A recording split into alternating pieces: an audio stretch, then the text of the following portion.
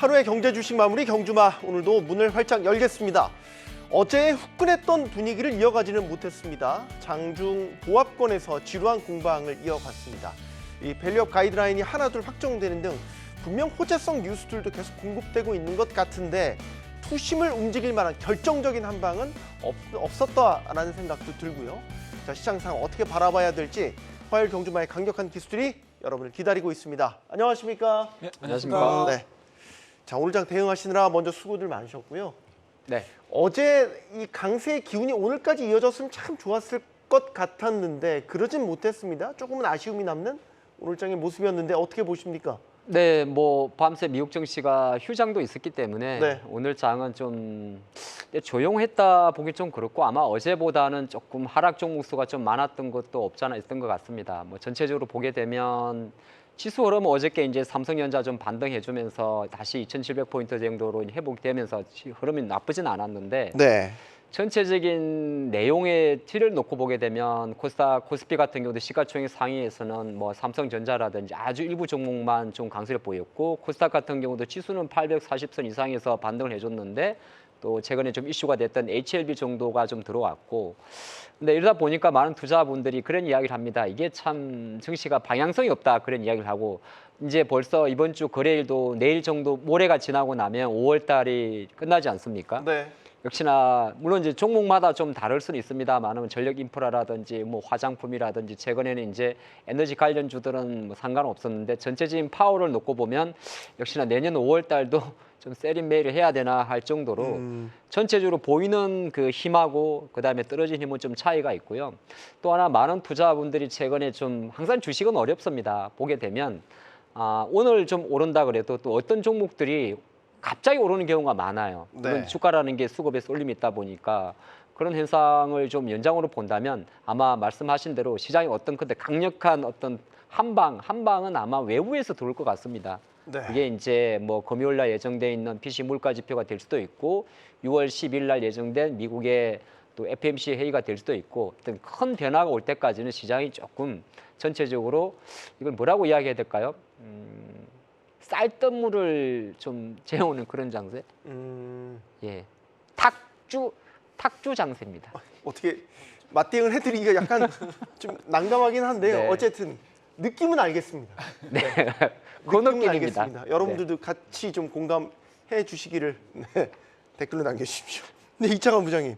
네. 뭐 마찬가지로 이제 그 미증시가 휴장이 있다 보니까 네. 시장에 재료가 좀 부재한 상태였고요. 그러다 보니까 이제 종목별의 개별 종목별의 이제 모멘텀을 가지고 종목들을 움직였고 지수 자체는 좀 제한적이었는데 그 AMD 쪽에 그 삼성 파운드리가 그 고객사 합류했다는 그런 보도가 나오면서 삼성전자가 간만에 이틀 연속 상승이 나와서 네. 코스피 지수가 오늘 이제 21선 재돌파가 좀 나왔습니다. 그래서 이제 코스피 자체는 이제 추세적으로는 지금 21선 돌파가 나온 구간이기 때문에 다시 추세를 돌려 세웠다라고 좀 볼 수 있을 것 같고요. 네. 또 에코프로비엠 매도 리포트라든가 이걸 통해서 오늘 양극 중심으로 이체 종목이 빠지긴 했는데 뭐 전액이라든가 전액의 질련, 뭐 전액 첨가제 등 그러니까 2차 전지에서도 올해 이제 급등이 나오고 강세 있던 종목들이 있었던 것이고 하이브의 그 어제 엔터주들이 좋았다가 오늘 하이브의 SM에 대한 블록딜 이슈가 나오면서 엔터주 종목들이 이렇게 밀리는 모습들이 이제 업종간에 지금 어제 좋았던 게 오늘 안 좋고 뭐 오늘 어저께 안 좋았던 게 오늘 좋고 이런 등락이 나왔다는 것이고요. 코스닥이 이제 우리 그 개인 투자자들한테는 중요한데 일단 전저점 지지 반등 나왔습니다. 지수 자체는 그 HLB가 뭐 한 15% 급등 나왔기 때문에 코스닥 오늘 상승이 나왔던 것인데 어쨌든 간에 지수적으로는 전저점을 깨지 않고 반등 나왔던 거는 이제 그 전에 3바닥에서 이제 4중 바닥까지 지금 나와서 뭐 하방은 좀 제한된 곳으로 좀 생각을 하고 있고요. 외국인들이 현선물 동반 순매수를 한 반면에 기관은 선물과 코스닥 쪽으로 매도를 했던 것들은 오늘 좀 뭐 해당 리포트에 관한 이슈는 있었던 것 같고 그 개인 투자자를 지금 되게 민감해하는 게 지금 금투자 이슈인데 금투자 네. 이슈가 나오면은 자꾸 이제 좀 밀리는 경향이 없잖아 있고 오늘 좀 이 시장이 이슈가 됐던 것들이 금투자에 시행하게 되면은 국내 주식과 채권 등의 투자에서 연간 100만 원 이상의 수익을 얻게 되면은 그 더 이상 부양가족 소득공제를 받을 수가 없다 이 이슈가 지금 뉴스 보도가 됐습니다. 그래서 네. 이제 관련돼서 개인 투자자들이 좀 약간 실망 매물도 일부 좀 있었던 것으로 좀 보고 있습니다. 네, 이게 원래 해외 주식에만 적용되던 건데 금투세가 시행이 되면 이제 국내 주식에서도 이런 100만 원 기준이 적용될 수 있다라는 보도가 오늘 있었고 자, 최 대표님께도 좀 오늘장 예. 평가를 부탁드립니다. 뭐 거의 주식을 오늘 보셨던 분들 같은 경우는 거의 뭐 똑같은 생각이지 않으셨을까 어떤 생각하고 생각? 있습니다. 일단은 뭐 지수 자체는 뭐 제한적인 상승으로 좀 마무리가 됐습니다. 일단 뭐 코스피 같은 경우는 마이너스 0.01 정도이기 때문에 사실은 그렇게 큰 움직임들은 없었습니다.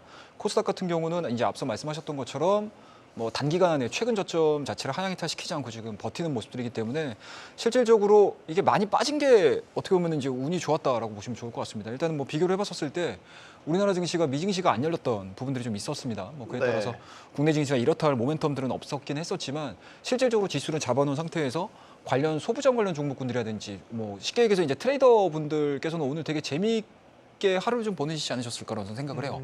그러니까 종목별로에 대한 움직임들을 좀 보시게 되면 상당히 변동성이 컸어요. 네. 그러니까 기존에 강했었던 화장품 관련 종목군들은 여전히 강한 모습들 유지가 되고 있는 상황들이고요. 네. 그와 더불어서 새롭게 지금 나오고 있는 뭐 그러니까 전력 원과 관련된 스토리들 중에서 뭐 연료전지라든지 그리고 뭐 수소로 쪽이라든지 그리고 이제 원전 관련된 스토리들도 다시 한번 또 시장에서 트레이딩을 할 수 있는 공간을 좀 만들어 줬었고요. 그리고 어찌됐든 간에 이슈가 좀 나왔던 부분들이 좀 있었기 때문에 우리가 뭐 얘기를 할지는 모르겠지만 방산 관련 종목군들도 일제히 좀 올라가는 모습들 좀 보여줬었고 반도체 관련된 종목군들도 물론 이제 SK 하이닉스나 삼성전자 같은 경우는 뭐 이렇다 할 움직임들을 그렇게 크게 보여주고 있지는 못했었지만 그 하부에 걸려 있는 소부장 관련 종목군들에 대한 강세 흐름들은 상당 부분 좀 많이 나왔었던 상황들이었기 때문에 뭐 전체적인 시장이 끝난 상태에서 시장을 봤었을 때는 뭐 지수가 왜 이래라고 느꼈었겠지만 실질적으로 장중에서 움직였었던 폭을 보게 되면 굉장히 좀 액티브한 장세가 좀 진행해졌던 게 오늘 좀 특징이었다 말씀드릴 수가 있을 것 같습니다. 네. 저희가 특징주 이제 여러 가지 짚어볼 텐데 계속 짚는 이슈긴 하지만 그래도 오늘도 좀 짧게나마 코멘트 한 마디씩은 좀 들어보고 싶어요. 왜냐하면 어제 삼성전자가 1.7% 상당히 보기 드문 강세를 연출했고 이게 흐름이 오늘도 이어질 것이냐도 상당히 많은 분들이 관심 있게 보셨을 것 같은데 결과만 놓고 보면 네, 이틀 연속 오르긴 했습니다. 네. 그래서 이걸 어떻게 해석을 해야 될까? 일각에서는 엔비디아의 HBM 납품이 순항을 하고 있는 것인가? 아니면 네. 레거시 반도체에 대한 부분인가? 아니면 일종의 한국 지수를 산 건데 뭐 시가총액 포함 대형 상위주에 포함되니까 같이 들어가는 것인가? 어떻게 보시는지 하 대표님 의견을 구합니다. 뭐 일일비 할 건 없습니다만은 사실 삼성전자에 대한 외국인 수급은 여전히 매도 스탠스는 조금 유지되고 있습니다. 네. 삼성전자 이제 8만 원대 주가가 올라갈 때 대부분 매수 자체가 외국인이었고 아마 3, 4개월이고 5조 원 이상을 매수를 했었고 수급만 놓고 보면 뭐 하루 그저께 이제 한 970만 주, 790만 주, 어제 이제 970만 주, 오늘 같은 경우는 80만 주 정도 매도를 했는데 수급으로 놓고 봤을 때는 기관 쪽에서는 어제 오늘 이틀 연속 한 300만 주 이상 매수를 해주고 있어요. 그러니까 이걸 보면서 우리가 사실 삼성전자라는 기업을 보면서 아까 말씀하신 대로 뭐 시장의 관심 자체가 이게 이재용 회장과 뭐 리창 총리의 만남 때문일지 네. 아니면은 또 예를 들어서 엔비디아 퀄테스트에 대한 부분일지 우리는 알 수는 없습니다만은 실제로 메인 힘을 놓고 보게 되면 저는 외국인이 왜 안 들어올까가 더 중요할 것 같습니다. 네. 그러니까 주가는 전일 대비해서 뭐 이렇게 주당 4,000원, 5,000원 좀 움직이는데 실제로 삼성전자에 들어와 있는 힘을 놓고 보게 되면 여기서 뭐 예를 들어서 위로 그렇다고 강하게 상승하는 것도 아니고 실제적으로 글로벌 자금들은 반도체를 다 사고 있습니다. 예를 들어서 오늘 외신 보도를 보면 대만의 TSMC의 외국인 지분율이 75% 정도라고 해요. 네. 한국의 삼성전자에 대해서 외국인 지분율은 50% 초중반을 넘어가고 있습니다. 그러면 글로벌 패시브 자금들은 대부분 엔비디아, TSMC, 삼성전자의 포지션을 갖고 있는 거거든요. 그럼 최근에 외국인들의 매도는 뭐 일시적으로 일정 여러 가지 이해관계에 따라서 매도일 뿐 전체적으로 포지션 변화는 없다고 생각을 해요. 근데 우리가 반도체 소보장을 보는 관점에서 놓고 보게 되면 제가 오늘 장에서 좀 본 것은 약간은 이제 그동안 HBM 관련주를 좀 차치하고 약간 시어 같은 뭐 FSD 같은 이런 종목이 움직이면서 파운드리 쪽에서의 매수세가 조금 들어온 것도 좀 특징이다 볼 수 같고 장 초반부터 최근에 사실 4월 초에 삼성전자가 1분기 실적 발표를 한 이후부터 많이 빠졌던 게 레거시 쪽이었거든요. 네. 근데 오늘 같은 경우는 또 레거시 반도체 쪽으로도 매수 제한도 들어왔기 때문에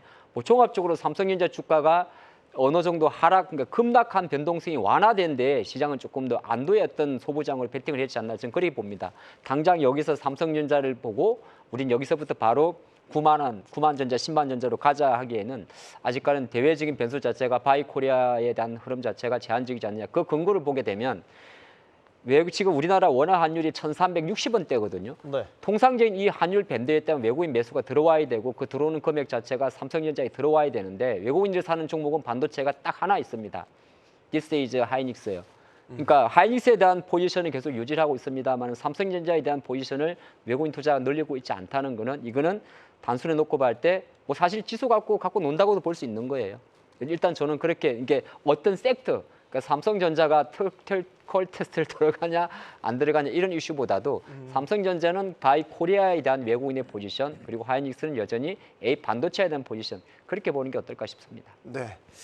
결론적으로 삼성전자의 물꼬가 확 트인 건 아닌 것 같다라고 보시는 게 맞는 거죠? 네, 아무래도 외국인 수급이 주인이라 생각하고 있습니다. 이창환 부장님 또 의견을 좀 구하겠습니다. 그러니까 이제 삼성전자 주가가 올라가면은 HBM 그 엔비디아 향으로 퀄테스가 통과할 가능성이 높고 주가 빠지면은 통할 가능성이 떨어질까? 이거는 아닌 것 같고요. 네. 이게 별개 문제라고 볼 수 있겠고, 네. 제가 이제 계속 강조해 드린 거는 지금 그러니까 삼성전자 HBM 칩 같은 경우가 하이닉스에 비해서 이제 구조적으로 이제 발열 문제가 있기 때문에 성능에서는 하이닉스를 따라잡을 수 없는 상황입니다. 그건 이제 피할 수 없는 문제이고, 그래서 이제 그로 인해서 이제 퀄테스가 늦어지는 거고요. 그 MR 머프랑 그 NCF 방식 자체가 이제 발열의 차이가 성능 차이가 분명히 나거든요. 그게 이제 이걸 성능적으로 극복할 수 없는 문제이기 때문에 근데 엔비디아 입장에서는 하이닉스로만 단독 밴드로 가기에는 물량 부담도 있고 또 단가에 대한 협상력도 떨어지기 때문에 어떻게든 삼성전자를 계속 이제 끌고 가면서 하이닉스와의 이제 가격 협상을 올리려는 목적으로 지금 삼성전자를 활용할 가능성이 상당히 높을 것 같고 그리고 네. 그 퀄테스트는 TSMC 기준으로 지금 퀄테스트가 진행되기 때문에 계속 TSMC가 회방 놓을 가능성은 상당히 높습니다. 그래서 네. 이게 좀 시간이 생각보다 좀 끌 가능성이 있다. 다만 이제 제가 기대하는 거는 그 하이닉스만으로 단독 가기에는 어쨌든 부담이 있기 때문에 삼성전자를 벤더로 받아들이되 가격 할인 이제 CR이 있을 것 같다라고 이제 제가 몇 주째 계속 같은 말씀 드리고 있고요. 그리고 이제 이 삼성전자 같은 경우는 지금 파운드리 그러니까 HBM 자체가 사실상 파운드리 사업이랑 비슷한데 이 파운드리 사업 자체가 좀 문제점이 있는 상황입니다. 현재로서 수율 문제도 있고 수율이 올라가면 성능이 떨어지고 성능을 올리면 수율이 떨어지는 이런 내부적인 문제가 있어서 이거를 좀 빨리 극복해 나가야 되거든요. 이제 그런 이제 그래서 이제 대표도 교체하고 이런 어떤 그 전환을 맞이하려고 하는 거라서 일단 엔비디아 퀄테스트 통과 여부가 앞으로의 중요하겠지만은 일단 여기 그 계약 내용도 앞으로 좀 중요할 것이고 그리고 이게 뭐 CR 당하냐 안 당하냐 문제를 떠나서 만약에 또 떨어질 가능성도 있지만은 그러면 그 HM4 쪽에서도 기대할 수 있는 문제니까 설사 이번에 떨어진다고 하더라도 그게 뭐 장기적으로 뭐 삼성전자가 뭐 이 사업에서 끝났다 이렇게 보기는 어려울 것 같고요. 다만 이제 그 주가와 엔비디아 퀄테스트를 연관지어서 볼 필요는 없다라고 요 말씀을 드리고 싶습니다. 엔비디아 퀄테스트와 주가와의 직접적인 상관관계는 현재로서는 크게 있어 보이진 않는다. 그러니까 이제 그 주가 올라가면 퀄테스트 통과하나 이렇게 하니까 그건 아니라는 거죠. 예. 최 대표님 동의하세요? 어떻게 보십니까? 일단은 뭐 이제 앞서 말씀하셨던 것처럼 두 분이서 이제 백스토리는 다 얘기해 주셨으니까 우리가 주가 측면에서 보자고요. 네. 일단 로이터에서 이제 기사가 나오고 나서 주가가 빠졌잖아요. 네. 그거는 이제 어찌됐든지 간에 HBM 시장 내에서 삼성전자가 진입을 하냐 마냐에 대한 스토리가 주가에 좀 반영이 된 거기 때문에 실질적으로 시장에서는 뭐 백스토리와는 다르게 주가는 좀 반영을 하고 있다라고 보시면 좋을 것 같고요. 다행스럽게도 삼성전자가 어찌됐든 뭐 막바로 거의 뭐 다이렉트로 지금 기사를 하면서 우리는 뭐 제대로 지금 진행이 되고 있다라고 얘기를 한 상황들이기 때문에 일단은 시장에서는 어느 정도 좀 안심을 좀 시키는 그런 이제 그림들이었습니다. 하지만 그날 당일날은 주가에 대한 이제 불안감들이 좀 반영이 되다 보니까 주가 좀 밀렸었고요. 그리고 그 다음 날서부터 지수에 대한 이제 안정화 구간들이 좀 이루어지면서 이제 이틀 정도 좀 올라갔는데 일단은 시장에서는 아마 HBM 시장으로 그러니까 엔비디아 쪽으로 좀 들어간다라고 하게 되면 일단은 뭐 시세는 분명히 분출이 될 겁니다. 시세는 분출이 될 가능성이 높고요. 그리고 상대적으로 SK 하이닉스 같은 경우는 주가가 상대적으로 좀 밀릴 가능성이 높겠죠. 어찌됐든지 간에 지금 보시게 되면 오늘 같은 경우도 오후장 한 2시서부터 보셨는지는 모르겠는데 삼성전자가 78,000원, 77,700원, 800원, 900원, 78,000원 막 찍는 이 구간에서 SK 하이닉스는 막 음봉 왔다 갔다 하는 모습들 보여줬었고요. 상대적으로 삼성전자 같은 경우는 78,000원을 찍으려고 하는 그런 모습들을 좀 보여줬었기 때문에 네. 확실히 우리가 뭐 뒤에 있는 내용들보다는 시장에서는 굉장히 좀 순수하게 반영을 한다고 보시면 좋을 것 같아요. 그렇다고 네. 하게 되면은 뭐 삼성전자는 어찌됐든 뭐 지금에서 우리가 확정적으로 엔비디아에 들어갑니다라고 얘기할 수는 없겠지만 네. 어찌됐든 젠스당 입장에서는 삼성전자가 필요한 상황들이고요. 그러니까 앞으로의 사업 전략을 구상을 하는 데 있어서 SK 하이닉스와 1대1로 협상 테이블을 꾸리는 것보다 1대4로 꾸리는 게 훨씬 더 유리한 입장이기 때문에 쟁수당 입장에서는 어찌됐든 삼성전자를 좀 끌고 가고자 하는 그러한 모습들이 시장에서는 좀 기대감들로 반영이 될 거고요. 그러한 모습들이 나와준다, 결과물들 나와준다라고 하게 되면 삼성전자에 대한 주가 흐름들은 일단은 1차적으로는 굉장히 좀 환호성에 좀 가까운 반응들이 좀 나올 가능성이 높기 때문에 아마 그 부분들에 대해서 시장에서는 기대를 하고 있는 것 같다라고 보시면 좋을 것 같습니다. 네, 자막이 딱 나오네요. HBM 노이즈와 관련해서 삼성전자가 활로를 찾을까? 네. 지금 여기에 주목을 하고 있는 거고 어떤 해답지를 우리한테 보여줄지는 아직까지는 결론을 내리긴 힘든 상태입니다. 삼성 이야기는 여기까지만 하겠습니다. 왜냐? 오늘의 주인공은 사실 삼성전자가 아닙니다. 네. LG전자입니다. LG전자. 오늘 LG전자 주가가요 13% 올랐습니다. 혹시 LG전자 주가가 이렇게 오른 거 근래 보셨습니까? 제가 뭐 좀 나이가 어려서 그런지 모르겠지만 저는 이런 LG전자의 주가 상승 폭을 본 적이 기억이 없거든요. 하 대표님. 흔치는 않죠. 예, 네. 저도 10만 전자 이야기를 많이 했으니까. 일단 축하드립니다. LG전자 주식 아, 갖고 계신 분들은 그러고 보니까 LG전자가 10만 전자를 먼저 왔군요. 이게 그러네요. 네, 그냥 아니고 어떡하지? 어떻게 오늘 하 대표님 여러 무리수를 많이 던지시는 것 같지만 이해를 좀. 수습을 해야 되는데 둘 다 행복하지가 않은 발언이셨습니다. 네, LG전자는 많이 빠진 상태에서 올라온 거고 10만 전자 삼성전자는, 왔습니다. 예. 근데 이제 제가 LG전자 이야기를 좀 이어서 하면 네. 아마 오늘 아침에 사실 뭐 KB증권의 보고서도 저 역할을 하긴 했어요. 그러니까 보니까 이제 액침 냉각 이야기거든요.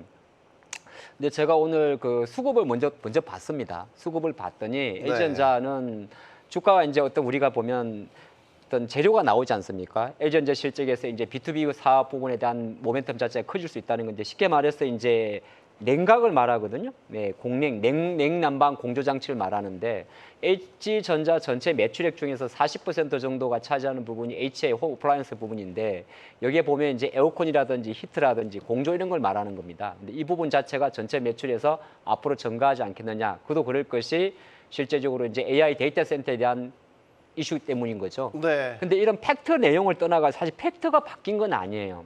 제가 이거를 그래서 오늘 KB증권 보고서도 보고 기타 여러 곳 증권사 보고서와 최근 한 3개월 정도의 LG전자에 대한 기관들의 레포트를 봤더니 거의 입을 맞춘 듯 LG전자를 바라보는 관점에서는 앞으로 우리가 B2C에서 B2B로 보자는 거거든요. 근데 그 결이 좀 맞았는데 마침 오늘 좀 많이 움직인 이유 중에 하나는 아까 액침 냉각 관련 모멘텀도 맞기는 맞는데 이건 뭐 추가적으로 이야기를 드리겠습니다만은 수급에도 큰 이슈가 있습니다. 오늘 기관들이 100만 주 정도, 외국인들이 한 127만 주 정도가 들어왔습니다. 이거는 최근 6개월 내 가장 많은 일중 매수량이 되는 거고요. 그러면 제가 또 거꾸로 돌아서 봤더니 작년 11월 6일 이후, 그러니까 11월 7일 이전, 11월 6일은 우리나라가 한식으로 공매도를 금지한 시점인데 그 이전으로 공매도 물량들을 분석을 좀 해봤더니 9만 6천 원, 10만 초중반에 상당히 많은 그 공매도 물량들이 있었습니다. 그렇기 때문에 일정 부분에 오늘 10만 원대를 넘어갈 때 나오는 수급 자체는 쇼커버 물량도 상당히 좀 많다는 거고요. 근데 이 힘 때문에 추가적으로 주가는 추가적으로 상승을 할 수 있는데 오늘 기관 보고서처럼 뭐 냉난방 공조 하나를 가지고 계속 여기서 우리가 너무 희망회로 뭐 13만 원, 15만 원까지 가기에는 사실 LG전자가 진행하는 사업의 한 일환을 시장이 한 번 더 일깨워줬다. 그렇게 보는 게 좋을 것 같습니다. 네. 오늘 그 LG전자 주가 관련해서 계속해서 얘기되는 게 이제 액침 냉각이란 말이죠, 부장님. 액침 냉각. 조금 설명을 해주세요. 그러니까 보통 이제 그 데이터 센터 서버에서 이제 그 서버를 식히기 위해서는 이제 뭐 공냉식을 많이 하거든요. 그렇겠죠. 바람을 열을 식혀야 그걸 되겠죠. 통해서 이제 그걸 통해서 그거보다 이제 그 액체 상태로 좀 더 빨리 식힐 수 있는 그런 방식의 액침 냉각인데 이게 이제 액침 냉각이 그 우리나라뿐만 아니라 글로벌적으로 관련된 종목들은 사상 최고가를 갖고 있습니다. 어디가 있나요? 미국과 이제 대만의 대표 기업들이 지금 그 사상 최고가를 좀 달리고 있고요. 그리고 국내에서도 지금 뭐 GST 같은 경우가 관련 장비를 뭐 최초로 양산을 했다 그래서 주가 칠러 장비 업체가 지금 주가 엄청나게 많이 간 상태고 비슷한 이제 KN소련 기업이 이제 액침냉각 관련 솔루션을 위해서는 국내 1위다 보니까 주가 좀 올라갔다가 최근에 조정받았다가 이제 그 액침냉각 얘기가 나오면은 다시 좀 급등세가 좀 최근에 나타나고 있는데 이거 그 삼성전자 연구원한테 얘기 좀 들어보니까 그러니까 액침냉각 기술이 아직까지는 좀 우리나라에서는 상용화되기에는 아직 시간이 좀 걸린다고는 하는데 글로벌적으로 상당히 이제 그 지금 AI 관련돼서 파생된 그런 기술들이 되게 핫해요. 뭐 유리기판이라든가 액침냉각이라든가 특히 이제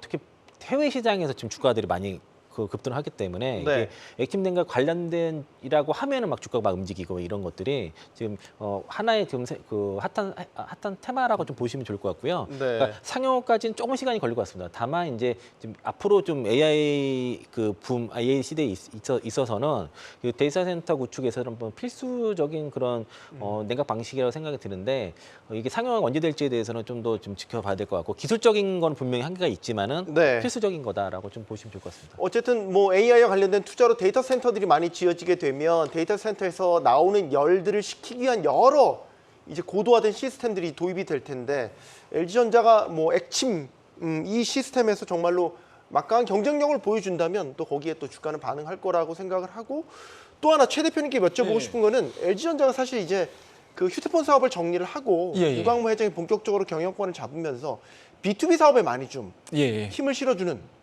이런 흐름을 보였거든요. 뭐 예. 전장 사업도 그 중에 하나고요. 그렇죠. 이런 것들을 보면 B2B 사업이 이제는 좀 성과를 낼 때가 됐나라는 시각에서 의견을 좀 구한다면 어떤 의견 주시겠어요? 참 LG가 좀 잘했으면 좋겠어요 개인적으로는. 저도 그렇습니다. 예, 기본적으로 일단은 뭐 LG전자가 어떻게 보면은 상당 부분 높은 기술력을 갖고 있음에도 불구하고 그 부분에 있어서 상용화에서 상당히 좀 애로사항들을 좀 많이 내보내다 보니까 오히려 후발주자들한테 뭔가 이제 시장 점유율을 뺏긴다든가 아니면 이제 기술 자체를 좀 뺏기는 그런 이제 흐름들을 좀 많이 보여줬었는데 일단은 저는 개인적으로 LG가 지금 이런 사업 전략들을 좀 가져가고 있는 부분들은 뭐 생존의 문제 그리고 이제 앞으로의 LG를 어떻게 이제 이끌 거에 대한 이제 뭔가 큰 스토리를 좀 그려주고 있는 그런 내용들이다라고 좀 좋을 것 같습니다. 그래서 뭐 지금 구간에서는 아직까지는 뭐 뚜렷하게 성과가 나온 거는 없어요. 실질적으로 보시게 되면. 근데 다만 이제 앞으로 이제 그 전장 쪽도 마찬가지고 그리고 새롭게 이제 뭐 IT 기술 쪽으로 넘어가는 그런 그림들. 그다음에 이제 AI 시대에 발맞추면서 사실은 LG전자가 AI 쪽에서는 그냥 나름대로 기술력도 갖고 있어요. 또 세부적인 기술이라든지 그리고 뭐 네. AI 뭐 가전이라든지 뭐 이런 이제 부분들이 좀 있는 상황들이기 때문에 일단은 뭐 이번이 AI 시대에서 LG전자가 가지고 있는 잠재력들이 좀 나와 준다라고 하게 되면은 충분히 그동안에 좀 소외됐었던 흐름들 속에서는 좀 벗어날 가능성이 높지 않겠느냐는 생각이 좀 들고요. 뭐 물론 이제 오늘 나왔던 이제 액침 기술에 대한 스토리들 자체는 일단은 뭐 기술을 갖고 있는 상황들이니까 이제 보고서가 나온 거고 그 보고서에 반영을 한 거고요. 앞서 말씀하셨던 것처럼 전체적으로 LG전자에 대한 주가 흐름들을 좀 보시게 되면 너무 많이 빠져 있었던 상황들이었습니다. 그리고 호재를 좀 기다렸던 시점에서 주가에 대한 탄력도라든지 그리고 소커버라든지 이런 부분들이 좀 합작이 좀 이루어지면서 주가가 좀 올라온 상황들인 것 같은데요. 여기서 탄력적인 모습들을 좀 보여줘야 된다고 하게 되면은 앞서 이제 말씀하셨던 것처럼 AI 시대에서 새로운 기술들이 되게 많이 부각이 되고 있습니다. 그러니까 일단은 오늘 지금 부각이 되고 있는 건 액침 냉각인데 액침 냉각이 사실은 오늘만 갔던 게 아니고요. 그 엔비디아 그 컨퍼런스가 됐었을 때 1차적으로 이 액침 냉각에 대한 스토리들이 나왔었습니다. 네. 그리고 한동안 조정을 받았다가 지금 다시 올라오는 상황들이고 유리기판도 마찬가지예요. 일전에 한번 주가가 좀 탄력을 좀 보여줬다가 4월 달 들어서 조정을 받은 상태에서 다시 지금 부각이 되고 있는 상황들이거든요. 근데 이것들이 왜 다시 올라오냐라고 하게 되면 주가에 대한 속성들이 딱 하나거든요. 그러니까 성장을 할 수 있냐? 기대감들이 반영이 되냐? 그리고 앞으로에 대한 스토리들이 계속 이어질 수 있을 것이냐에 대한 스토리들인데 지금 이 구간들을 좀 보시게 되면 어찌됐든 전력기기라든지 뭐 전력 장비라든지 전선이라든지 이런 종목군들이 데이터 센터 관련해가지고 많이 필요할 거야라는 쪽으로 스토리가 이어지면서 급등을 했었던 상황이었고 이 종목군들이 적정 수준에 대한 주가를 보여준 상태에서 더 이상 올라가지 못하니까 시장에서는 파생을 시켜버리는 거죠. 그러니까 새로운 이제 에너지원을 어디서 찾을 거야? 뭐 원전원에서 찾을 수도 있고요.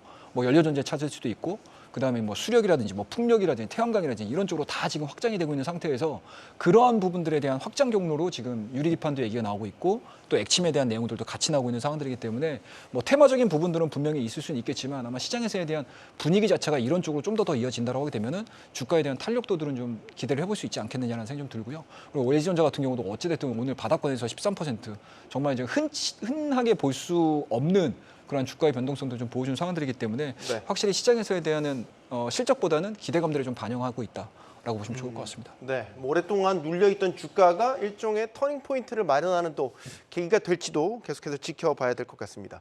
저희가 이제 최근에 증시를 이끌었던 여러 주된 어떤 모멘텀들 짚어보자면 뭐 AI, 반도체 이런 것들이라고 볼 수 있는데 그 안에서도 세분화된 그 이슈 테마들이 계속해서 등장하고 있습니다. 저희가 몇 번 소개도 해드렸는데 유리기판에 대한 이야기가 다시 또 나오고 있습니다. 이게 반도체 회로 설계에 있어서 판도 변화를 좀 이끌 수 있는 그 정도의 파워를 갖고 있다. 네, 그렇죠. 유리기판, 네. 모빌레이 그 정도의 영향을 갖고 있다. 평가가 나오는 겁니까? 그러니까 유리기판이라는 게 어쨌든 그 유리의 특성이 되게 평평하지 않습니까? 네. 거기서 기한을 하고요. 그로 인해서 그 안에 되게 세밀하게 이제 섬세하게 이제 회로를 설계할 수 있다는 그런 장점이 있고 네. 이게 이제 AI라든가 고성 컴퓨터 시장에서는 이제 상당히 요구되는 그런 사양인데 그 동안에 이제 피킹 기술, 칩 간의 연결의 기술은 주로 이제 그 실리콘 그 중간 기판 기술을 많이 썼거든요. 네. 이게 주로 TSMC에서 주로 많이 쓰는데 이거에 비해서 이제 회로를 되게 2마이크로미터까지 굉장히 세밀하게 좀 설계를 할 수 있고 이게 이제 칩 간의 연결이 이렇게 긴밀해지면서 고속 데이터 전송이 가능하게 된다는 것이죠. 또한 그리고 이제 그 이로 인해서 비용 절감도 더 되면서 또 칩 사이즈가 이제 사각으로 되기 때문에 더 크게 설계할 수 있습니다. 기존의 실리콘 중간 기판보다도 면적을 더 크게 할 수 있는 그런 상당한 장점이 있는 상황이다 그럼 보니까 더 많은 칩을 생산적으로 그렇죠. 효율적으로 더 생산할 수 다양한 모양으로 다양한 있겠네요. 크기로 좀 생산할 수 있다는 것이고 또 굉장히 중요한 게 이게 장비 업체도 있고 그 글라스 기판을 생산하는 기업들도 있는데 이게 지금 글라스 기판을 직접 생산하는 기업들의 영업이익률이 이제 업계에서 얘기하기가 최소 40% 이상이라고 그러고요. 50%대도 좀 가능하다고 그러기 때문에 지금 그 삼성전기라든가 LG 이노텍, 뭐 SKC 등 이런 그래서 기판을 직접 생산하는 기업들을 앞으로 잘 봐야 되는 게 이 영업이익률이 굉장히 높습니다. 40%대는 상당히 좀 초월하는 것이고요. 삼성전기가 지금 올해 이제 파일럿에 구축하고 내년에 시제품 양산하고 26년도에 이제 양산하겠다고 하는데 SKC가 이제 올해 이제 그 시제품 생산해서 내년 본격 양산을 하기 때문에 네. 하반기부터 생산이 들어가거든요. 지금 시제품 제품만 하고 있어서 가장 좀 빠르다고 볼 수 있겠고 앱솔루스 투자회사 그 SKC 투자회사 앱솔루스에서 지금 굉장히 강하게 얘기를 하는 게 지금 최근에 이제 어제 얘기였죠. 이제 뭐 미국 정부로부터 이제 보조금 7,500만 달러, 1,000억 원 정도 됩니다. 이걸 좀 받았는데 그러니까 삼성증권에서 요구된 코멘트를 한 게 지금 1공장 캐파가 이제 그 12,000제곱미터 정도 되는데 여기에 이제 3억 달러 정도 투자했는데 네. 7,500만 달러 보조금 받았기 때문에 이 캐펙스 대비해서 보조금 비율이 25% 있는데 삼성전자가 16%고 업계 평균 10%이기 때문에 굉장히 많다는 것이고요. 앞으로 이 공장을 6만 제곱미터 공장을 또 짓는데 이거 신청하게 되면 또 보조금 또 신청한다 그럽니다. 그럼 보조금이 더 많이 나올 것이고 그리고 1공장에 비해서 2공장 캐파가 지금 5배 정도 되는데 어제 뉴스를 보니까 5배에서 20배 정도 캐파가 더 증설한다 하는 얘기가 그럼 1공장 대비 5배 큰 2공장 같은 공장을 앞으로 4개를 더 진다는 얘기예요. 그러니까 이게 지금 단순하게 테마로 볼 수 좀 없을 것 같고요. 보통 네. 이제 그 한 공장당 그 SKC 쪽에서 얘기하는 게 공장당 뭐 한 매출 2조 얘기가 나왔기 때문에 그래서 이제 이게 뭐 다 믿을지 말지는 좀 나중에 가봐야겠지만은 생각보다 이 유리기판 요 그 사업이 굉장히 시장성이 크고 그리고 굉장히 그 성장성이 클 것 같고 미정부에서 어쨌든 보조금을 줬기 때문에 여기에 대해서 성능이라든가 앞으로 성장성을 인정했다는 것이고 이를 통해서 앞으로도 이제 고객들한테도 굉장히 그 레퍼런스 긍정적인 기여가 될 것이고 게다가 최근에 이제 앱솔루트 쪽에 반도체 기업들이 20개 이상 지금 캐파 요구 그 문의를 하고 있고 거의 네. 캐파도 거의 주문 다 들어갔다 그래서 일단 SKC부터 해서 나중에 삼성전기도 포함해서 같이 다 잘 봐야 될 것 같다라고 좀 보고 있습니다. 그 최 대표님은 어떻게 보세요? 뭐 유리기판 관련주들의 경쟁력 예. 이런 부분들은 어떻게 보시나요? 일단은 가장 중요한 거는 우리가 이제 트레이딩을 하거나 매매를 했었을 때 이게 눈앞에 보이는 산업이 아니냐에 대한 스토리거든요. 그런 부분에서 보시게 되면 이제 액침냉각 같은 경우는 주가가 먼저 선반영한 모습들이 좀 강했고요. 네. 근데 유리기판 같은 경우는 어찌됐든 간에 SKC가 일단은 정부의 보조금을 수령을 했습니다. 그게 굉장히 중요한 것 같아요. 그러니까 실질적으로 눈앞에 왔다는 얘기겠죠. 그리고 이제 이미 이 관련된 기술을 갖고 있는 기업들 같은 경우 2025년도 말씀하셨던 것처럼 생산에 대한 스토리들이 지금 계속 이어지고 있는 상황들이기 때문에 생각보다 액침냉각보다는 유리기판에 대한 필요성을 굉장히 빨리 느낄 것 같아요. 그러니까 말씀하셨던 장점 부분들이 굉장히 많지 않습니까? 일단은 뭐 유리기판이라는 게 플라스틱보다는 단단해요. 굉장히 경도가 좀 강한 거죠. 그만큼 이제 변형이 없기 때문에 네. 말씀하셨던 이제 이 AI 데이터의 송출력이라든지 이런 부분들에 있어서 굉장히 좀 효율적으로 만들어줄 수 있는 기술력이 좀 있기 때문에 아마 앞다퉈서 채용할 가능성이 높다. 그리고 이미 이 기술 자체가 뭐 갑작스럽게 나온 게 아니거든요. 이미 인텔 같은 경우는 채용을 했었던 부분들이 좀 있었습니다. 이러한 부분들이 조금 더 상용화가 좀 빨라진다라고 하게 되면은 지금 뭐 이제 나왔던 수치들이라든지 이런 부분들이 계속 맞아 들어가는 맞아 들어갈 거거든요. 그러니까 시장에서 계속 확인을 할 겁니다. 그렇더라도 이런 것들이 눈앞에서 계속 확인이 이루어진다고 하게 되면 현재 주가보다는 조금 더 뛸 가능성이 높지 않겠느냐. 그래서 오히려 반도체 관련된 종목군들, AI 관련된 종목군들이 좀 부담스러우신 분들 같은 경우는 오히려 이런 쪽으로 조금은 좀 관심을 좀 가지시면서 주가에 대한 흐름들을 좀 보시는 게 훨씬 더 유리할 수도 네. 있다라고 저는 개인적으로 생각을 하고 있습니다. SKC 주가가 4월 초에 보니까 한 네. 15만 원에 육박을 하면서 상당히 좀 주목을 받았고 좀 조정을 받았다가 지금 다시 또 재시동을 거는 것 같은 이런 흐름을 보이고 있어서 네. 유리기판에 어쨌든 반도체 어떤 그 터닝 포인트 지점에 새롭게 등장하는 어떤 테마다 이렇게 볼 수 있는 거잖아요. 근데 워워 좀 해야 됩니다. 네. 이게 사실 하겠습니다. 네. 이게 뭐 벌써 한 보조금을 미국이 이제 SKC 쪽으로 1,000억 정도 하는 이야기가 벌써 3일 정도가 지난 거고 네. 유리기판은 사실 앞으로 차세대 패키징의 한 기술이라 보면 되는 거거든요. 실제적으로 SKC가 미국의 AMAT랑 합작해서 세운 이 앱솔릭스에서 내년 상반기 양산이 목표인데 그 양산이 되고 안 되고도 계속 과정으로 보는 게 좋을 것 같고 주가 관점에서는 사실 이게 똑같은 거예요. 이제 반도체 새로운 기술에 대한 이슈가 진행되는 거고 이건 이제 출발은 인텔이 했습니다만은 이제 시장의 어떤 팬덤을 구축할 수 있는 거는 하나의 기업이 한다는 게 아니는 거죠. 한국과 SKC와 미국의 전 세계 반도체 장비 회사 AMAT가 합작해서 세운 회사 쪽으로 미국 정부의 돈이 들어간다는 거고 여기에 삼성 같은 경우는 삼성전자 디스플레이, 삼성전기로 이루어진 얼라이언스가 협동이 돼서 그 시기의 문제일 뿐 뭐 내년이든 내후년이든 계속 이제 양산에 들어간다는 거거든요. 네. 2030년 상용화를 선언했던 인텔 같은 경우도 이 정도 페이스가 거의 되면 27년 정도로 당겨진다는 겁니다. 그러면 관점에서는 모멘텀 측면에서는 계속적으로 우리가 유리기판이라는 이 키워드는 안고 가야 되는 거고 저는 아까 액침 냉각이랑은 조금 다르게 생각을 해요. 네. 액침 냉각이라는 거는 기술이 지나고 데이터 센터 AI의 큰 트렌드는 바뀌지 않기 때문에 공냉이든 순냉이든 자가 냉각이든 액침으로 가든 간에 계속적으로 이제 전력 인프라라는 그 렉 전력 소비 때문에 계속 증가돼야 되는 산업이라서 LG전자도 아까 같은 이야기입니다만은 그 증가 속도는 계속적으로 캐파를 가져가는 겁니다. 그렇게 봐야 되고 국내 관련 이제 액침 냉각 관련 주로 거론되는 종목 같은 경우도 실제적으로 그 수주 잔고를 놓고 보기에는 계속 증가하는 그림이거든요. 그러니까 이게 오히려 롱텀이 되는 거고 유리기판 같은 경우는 최근에 SKC가 유독 다른 종목보다 조금 주가는 좋았어요. 네. 그리고 삼성전기 같은 것도 매수가 되는데 일시적으로에 대한 주가 상승에 대한 쏠림도 없잖아 있습니다. 제가 왜 이거를 조금 워워 말씀드리냐면 당장 주가를 이제 이 이슈가 나오다 보니까 급하게 살까 봐서 그런 거거든요. 그러니까 유리기판이란 트렌드는 반도체 패키징 기술의 하나의 기술이고 뭐 삼성이든 SK든 미국 기업들도 투자를 한다. 그 관점으로 보면서 약간은 계속적인 모멘텀 플레이로 봐야 된다 생각합니다. 네. 자, 오늘 또 주목해봐야 될 이슈 중에 하나가 어제 한일중 또 삼국 정상회담이 있었죠. 오늘은 또 뭐가 있었냐면요. 그 중동에서 또 손님이 왔습니다. 아랍에미레이트 무하마드 대통령이 우리나라를 찾았고요. 찾은 게 중요한 게 아니라 누굴 만나고 무슨 얘기를 했냐가 중요하죠. 오늘 삼성 이재용 회장, 뭐 최태원 회장, 우리 그룹 총수들을 만나서 각종 협력 방안에 대해서 이야기를 했다고 해요. 항상 이런 식의 방안과 만남이 이루어지면 시장에 되게 기대감이 몽실몽실 오르잖아요. 예, 맞습니다. 특히 뭐 또 막 중동이래요. 예. 뭐 사우디 왕세자, 뭐 아랍에미레이트 연합 대통령. 이 왕에 대한 그 좀 네. 있어요 기대감이. 뭔가 예, 막연한 예, 기대감이 예, 예. 있죠.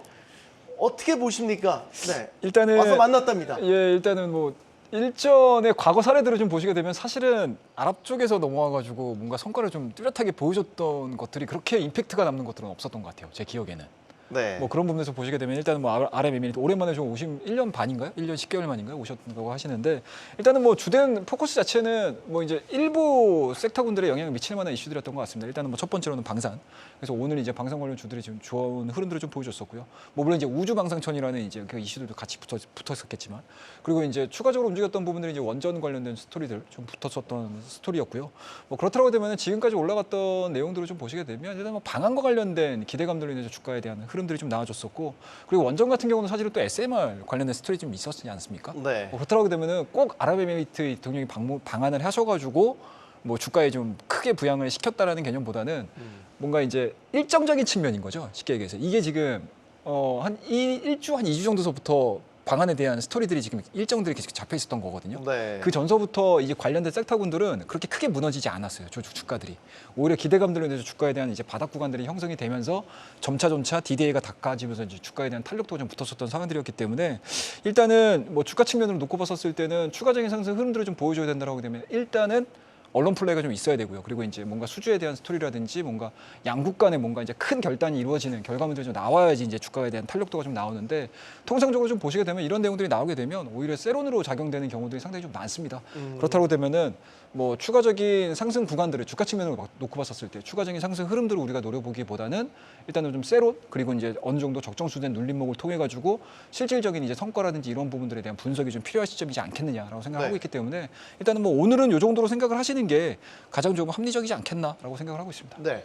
사우디 중동 국가들의 여러 이제 막 초대형 프로젝트들 많이 얘기되잖아요. 뭐 사우디는 뭐 네옴시티 프로젝트, 이 UAE는 마스다르 시티에 대한 논의, 뭐 이런 것도 이제 어떻게 보면 중동 국가들이 이제 산유국의 지위를 더 넘어가서 그 다음 단계로의 준비를 하는 과정에서 나온 초대형 프로젝트들, 여기에 우리 한국 기업들이 많은 수혜를 볼 것이다. 뭐 이런 식의 흐름, 그림들을 그리게 되지 않습니까? 그러니까 제가 그 매주 금요일마다 한국경제TV에서 이제 4시 방송을 하거든요. 네. 거기에는 이제 이번 주에 일정을 가지고서 얘기를 많이 하는데 그래서 월요일 날 이제 우주 그 방사청 그 우주청 개청이랑 이번에 그 UAE 대통령 방안. 방안 요 일정 얘기했는데 UAE 얘기할 때 방산 얘기보다도 원전 얘기를 사실 했었습니다. 그래서 이제 두산 에너비 때 탑픽이 되겠다라는 얘기를 했었고 네. 우주청 관련해서는 한국 항공 우주가 움직일 수 있겠다 이런 얘기들을 했었는데 실제로 그런 일정들을 따라서 종목들이 움직이고 움직였어요? 있어서 네. 그래서 이거 UAE 관련돼서는 오늘 그 방산 움직인 거는 그 SK증권에서 하나 에어로스페이스 관련 리포트 나온 것 때문에 영향을 받은 것 같고요.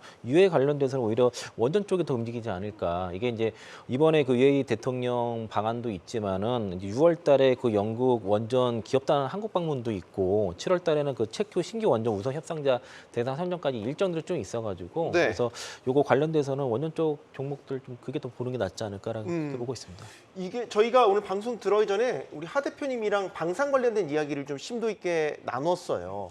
그러니까 이런 그림을 먼저 좀 내다보시고 투자를 결정하신 건지, 방산 관련돼서 좀 질문을 때 오늘 모멘텀을 좀 받았지 않습니까? 당연하죠. 하지만 그 전에 이미 우리 하 대표님께서는 예지력을 발휘하셔서 아니 뭐 예지력까지는 아니고 그 저기 서유럽의 동유럽 거기에 이제 약간 마담트 성격의 폴란드가 있다면 중동은 약간 UAE가 있는 거거든요. 그러니까 우리나라 원전 같은 경우는 해외 첫 중동 수지의 원전이 바카라 원전이잖아요. 네. 그리고 이제 중동 우리가 사우디 네옴시티라든 이런 걸 떠나가지고 오늘 뭐 SK든 삼성이든 현대든 네이버든 많은 재계 기업들이 이제 아랍에미리 대통령을 같이 면담을 하는 것 자체는 우리나라가 중동 진출할 때 대부분 교두보 역할을 하는 게 아랍에미리트가 되는 거고 네. 또 여기에다가 중동 무기 수출도 마찬가지입니다. 과거 놓고 보게 되면 이제 중동은 약간 사막전이 좀 많다 보니까 두 가지 보통 많이 나가는데 이제 LIG 넥슨의 포라든지 그다음에 중동전 사막전 같은 경우는 우리가 뭐 자주포라든지 국사포도 많이 쏩니다만은 항공전도 많이 생길 수가 있는 부분이거든요. 그러니까 약간은 그런 성격이 있다 보니까 아랍에미리트의 방한 이슈가 있을 때는 대부분 첫 번째 생각하는 게 원전이 되는 거고, 근데 네. 최근에 원전은 오히려 이제 7월달 예정된 체코 원전에 대한 모멘텀이 좀 크다.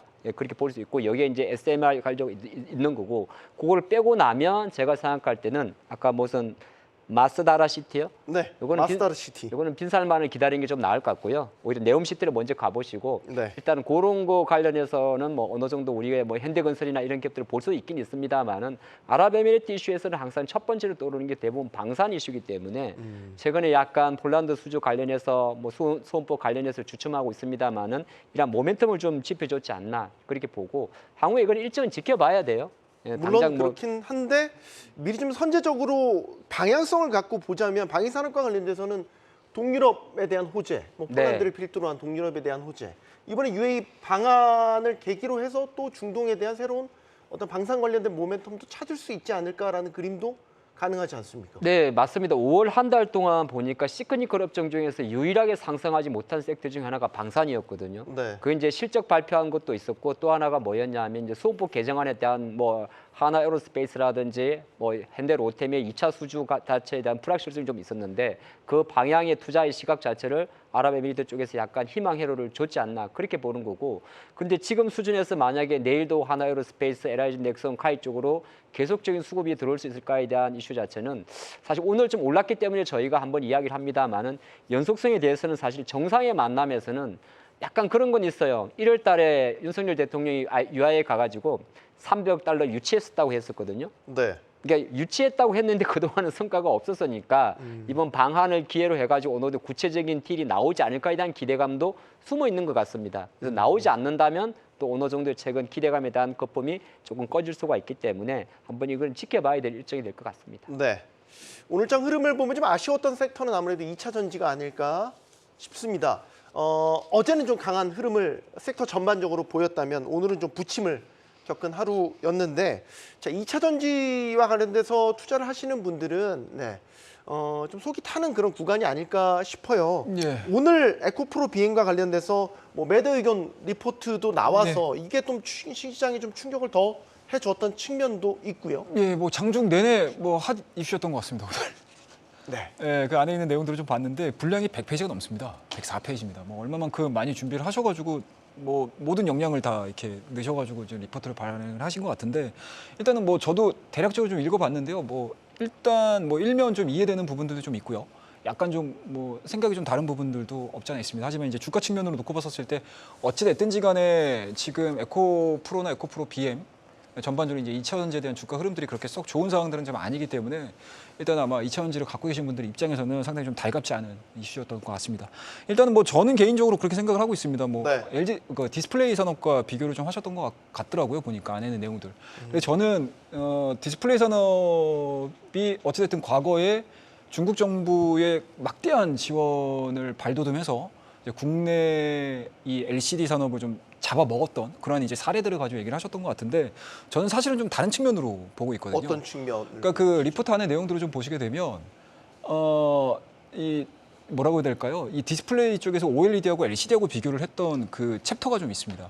그래서 저는 그렇게 보진 않고요. 오히려 이번 관세를 통해 가지고 OLED 시장, 그러니까 쉽게 얘기해서 이제 고급화 시장 또는 이제 단가가 좀 비싼 시장은 북미로 책정이 되고요. 네. 그리고 그 이외의 지역 같은 경우는 사실은 LCD 쪽하고 좀 이렇게 유사성을 좀 저는 개인적으로 좀 찾고 있는 상황들입니다. 아마 최근 데이터들을 좀 보시면 아시겠지만 유럽 시장도 그렇고 물론 중국 시장은 중국 나름대로 이제 갈라파고스가 대한 상태니까. 근데 이 시장에서 지금 유럽 쪽이라든지 뭐 동남아라든지 이런 쪽으로 보시게 되면 중국 시장, 그러니까 중국 전기차의 이 수출 속도가 굉장히 좀 빠릅니다. 네. 그리고 CATL의 배터리 점유율도 굉장히 좀 빨라지고 있는 상황들이고요. 그리고 이제 전체적으로 글로벌 시장으로 놓고 봤었을 때 아쉬운 모습들이긴 하지만 LG엔솔 같은 경우는 지금 1위에서 2위로 지금 내려가는 상황들이고, 오히려 중국의 CATL 같은 경우는 점유율이 좀 높아가고 있는 상황들입니다. 그래서 아마 이러한 부분들을 가지고 지금 데이터를 좀 쓰신 것 같은데, 뭐 모르겠어요. 지금 전기차 계속 제가 작년도서부터 계속 말씀드렸던 거, 강조드렸던 거 있지 않습니까? 항상 이제 다양한 전기차 저가차 라인업이 구성이 돼야 되고 엔트리차에 대한 필요성을 굉장히 많이 말씀드렸던 부분들인데, 이 부분들이 지금 현재까지는 계속 진행이 되고 있습니다. 그리고 우리나라 같은 경우도 얼마 전에 기아 EV3, 그러니까 우리나라 배터리를 탑재를 함에도 불구하고 지금 3천만 원대 중후반대 가격대를 지금 내보내고 있는 상황들이기 때문에 네. 실질적으로 글로벌 모든 이제 글로벌 제조사들과의 이제 경쟁을 하기 위한 이제 채비를 좀 갖추고 있다라고 생각이 좀 드는데, 현재까지는 뭐 아직까지는 뭐 눈에 띄는 성과들은 만들어주고 있지 못합니다. 오히려 중국 브랜드 같은 경우는 굉장히 좀 많이 치고 올라가는 모습들이고, 유럽 같은 경우는 노르웨이를 빼고 나서, 그리고 프랑스 같은 경우도 이 BEV의 성장률이 굉장히 높은 국가 중에 하나거든요. 네. 근데 그 안에 있는 브랜드를 좀 보시게 되면 거의 중국차예요.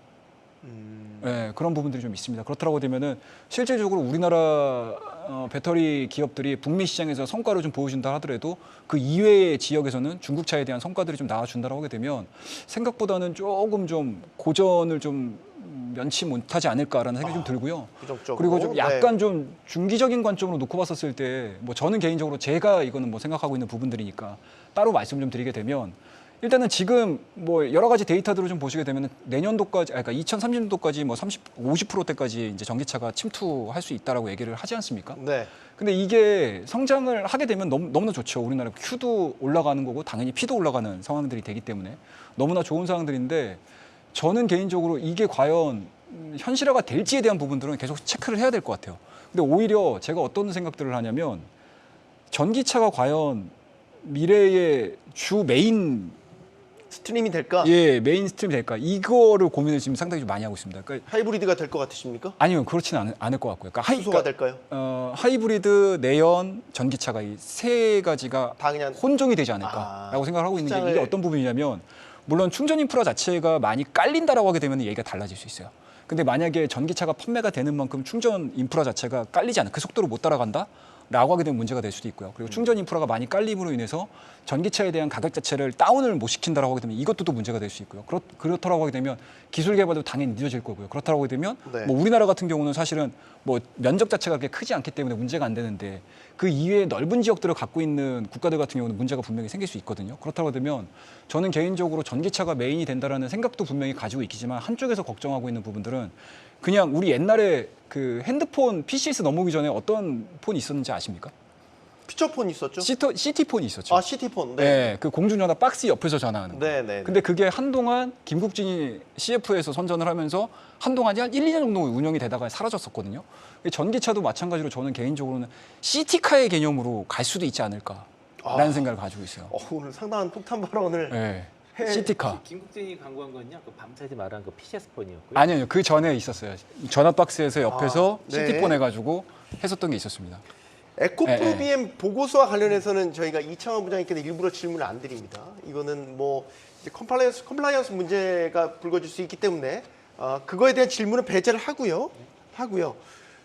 최 대표님은 오랜만에 2차 전쟁 관련해서 네. 아니 뭐 저는 뭐 늘 2차 전쟁 관련해 가지고는 뭐 지금 현재 그러니까 저도 트레이더의 한 명으로서 주가 올라가면 좋아요. 그리고 주가에 대한 탄력도가 상방으로 진행이 된다라고 되면 저도 매매를 할 겁니다. 근데 지금은 계속 제가 말씀드렸다시피 지금은 굳이 내가 이 섹터에 몸을 담기보다는 좀 더 나에게 수익을 줄 수 있는 종목군들에 좀 집중을 하자라는 전략을 말씀드리는 거고 이차원지가 제 시각에도 좋아지는 흐름들을 좀 보여준다고 하게 되면은 저도 이 시간대에서 계속 말씀드릴 거예요. 그리고 지난 시간에도 말씀드렸지만 관세 저는 그렇게 크게 영향 없다라고 말씀드렸잖아요. 네. 그 부분들이 나왔다라고 하게 되면 주가가 바로 반영을 했었어야 되거든요. 근데 그게는 이제 중장기적인 관점에서 우리나라에 어떠한 영향이 미칠지는 좀 지켜보셔야 되는 상황들이니까 일단 뭐 주가의 단계적인 흐름들을 봤었을 때는 뭐 그렇게 탄력이 없었다 말씀 좀 드리도록 하겠습니다. 우리 최 대표님이 저희 방송 시간을 거의 다 쓰셨어요.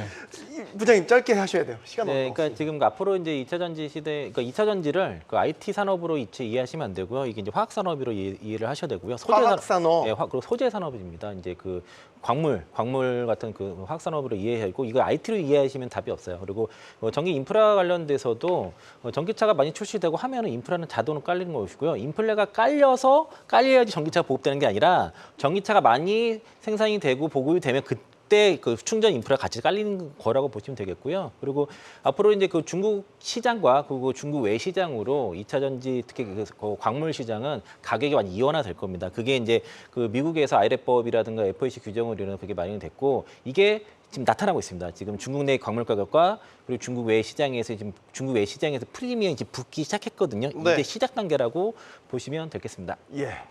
저희 경주마가 지향하는 섹터 이슈에 대한 이야기가 이런 식입니다. 저희가 뭐 정답지를 드릴 수는 없지만 방향성을 놓고 저희가 안에서 치열하게 토론을 하면서 여러분들에게 도움이 될 수 있는 그런 좀 방향성, 가이드를 드리기 위해서 노력하고 있다는 점 알아주시기 바랍니다. 최상목 경제부총리가 또 이런 얘기도 했죠. 밸류 프로그램에 관해서 오늘 중요한 얘기를 했습니다. 인센티브 방안을 다음 달부터 본격적으로 논의하겠다. 또 이와 함께 이복현 금융감독원장, 요즘 이런저런 이야기를 많이 하죠. 금투세 폐지, 또 상법 개정의 필요성을 강조하고 나섰습니다. 어떤 결론이 날지는 알 수 없습니다. 하지만 우리 한국 증시의 100년 대계를 결정짓는 중대한 분수령이구나라는 생각은 지울 수 없었습니다. 내일장 준비 잘 하시기 바랍니다. 경주마였습니다.